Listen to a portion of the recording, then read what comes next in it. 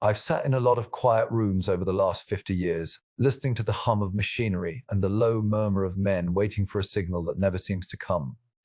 You learn something about silence when you've spent enough time near a front line. It isn't just the absence of noise, it's a weight.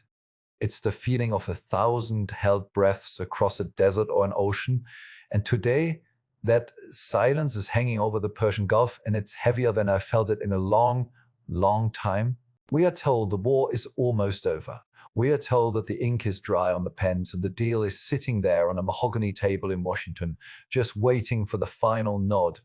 But when you've seen as many imminent peace deals as I have, you learn to look at the hands of the men making the promises, not just their mouths. President Trump has made his declaration. He says the conflict with Iran is in its final hours. He speaks with the confidence of a man who believes he has squeezed the life out of an enemy without having to fire the final shot. And on paper, he might be right. The markets are jumping. The price of crude is sliding back down to where people can breathe again. And the world is looking for a reason to celebrate. But as I sit here looking at the charts and the troop movements, I don't feel like celebrating just yet. I feel the way I did back in the 70s, watching a different kind of world shift under my feet. Peace is a fragile thing. And right now, it's being held together by a naval blockade that is tighter than a drum. The reality on the water is much grimmer than the headlines in the papers. A naval blockade is a slow, methodical kind of violence. It doesn't have the sudden thunder of a carpet bombing or the sharp crack of a sniper's rifle, but it is just as lethal in its own way. Right now, the United States Navy has the throat of the Iranian economy in a grip that doesn't slip. They call it maximum pressure. But for the people living in Tehran, it's something else entirely. It's the sound of empty shells and the sight of ships sitting idle on the horizon, unable to move, unable to trade. This 2-week ceasefire has given the diplomats a chance to talk, but it hasn't let a single drop of oil through the Strait of Hormuz. I've seen what happens to a nation when you cut off its lifeblood. It creates a specific kind of desperation. While Secretary Marco Rubio sits in a climate-controlled room in D.C., mediating talks between Israel and Lebanon, the Iranian leadership is staring at a ticking clock. They are being told they can have peace, but only if they dismantle everything they've built over the last 40 years. That's a tall order for any regime, especially one that has staked its entire identity on resistance. You have to wonder what they are thinking in those bunkers right now. Are they looking for an exit, or are they looking for a way to take the whole house down with them?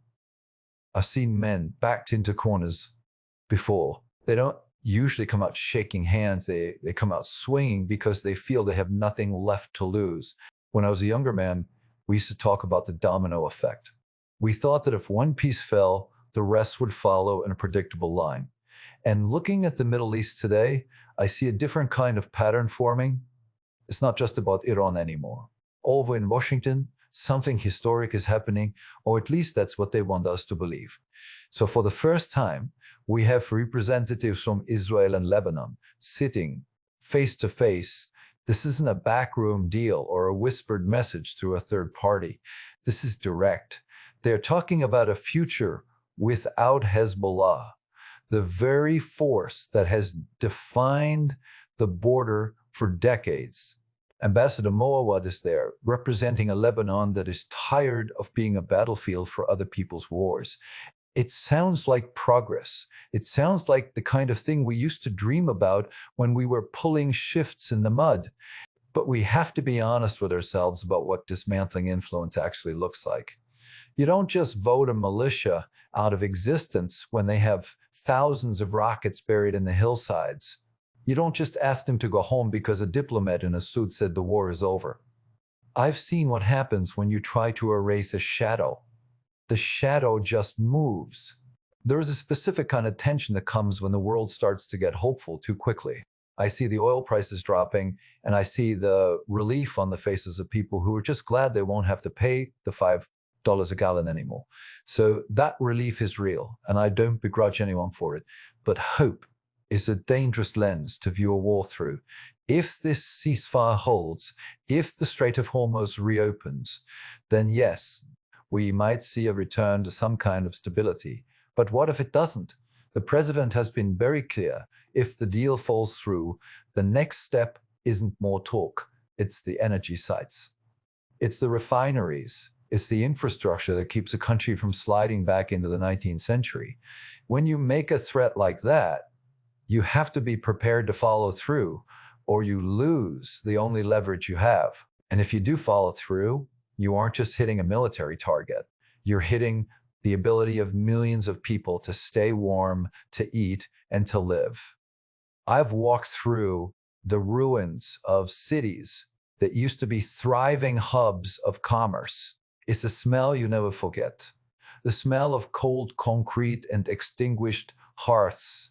We talk a lot about surgical strikes and targeted operations these days. It makes war sound like a medical procedure, something clean and necessary. But I've never seen a clean war. I've seen the humanitarian reports coming out of the region lately, and they don't match the optimism of the press briefings. The death toll from the recent strikes is high, and the blockade is starting to take a toll on the people who have no say in what the Ayatollah or the president decides. So I've seen the eyes of civilians caught in the middle. They don't care about the Strait of Hormuz. They don't care about regional hegemony or the dismantling of proxy networks. They care about whether there's bread on the table and whether their children will wake up tomorrow. When the world ignores that part of the equation, the peace we build is usually built on sand. You cannot choke a nation for weeks on end and expect them to come to the table with a smile. You've planted seeds of resentment that will grow long after the current administration is a footnote in a history book. I've watched those seeds turn into new wars 20 years down the line. It's a cycle that doesn't seem to have a stop button. Is this the end, or is this just the eye of the storm? That's the question I keep asking myself. So Trump says the war is almost over. And in his mind, maybe it is. He's always been a man who looks at the bottom line. And the bottom line right now says he has the upper hand. But war has a way of defying the bottom line. It's unpredictable, it's messy, and it's driven by things that aren't found on a balance sheet. Things like pride, religion, and the memory of old wounds. I remember sitting in a tent in '91, hearing that the job was done, only to spend the next 30 years watching the consequences of that finished job play out in real time. We are at a crossroads right now.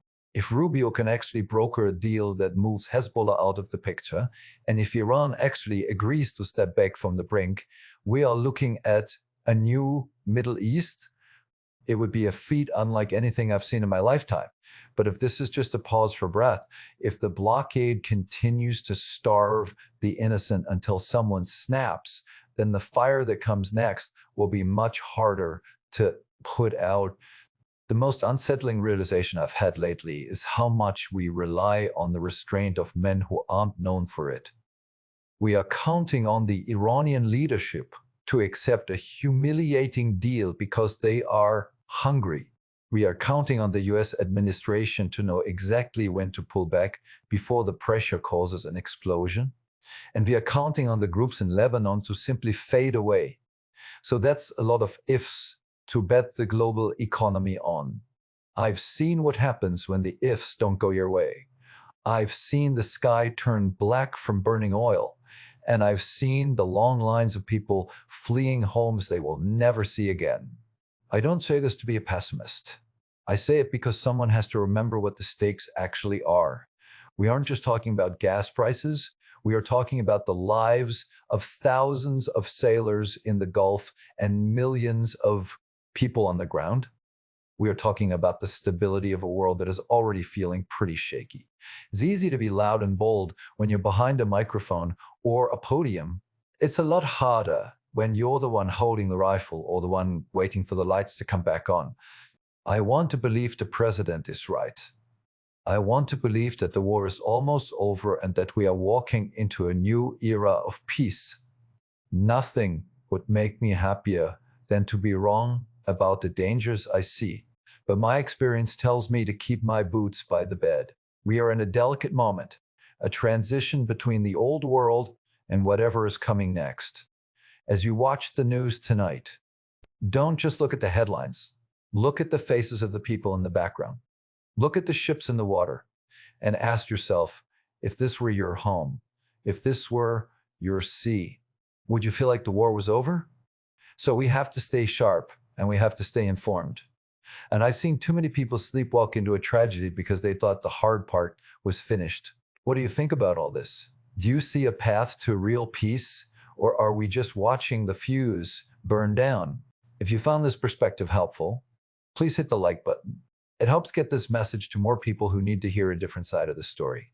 Share this with someone who is following these events and subscribe to the channel.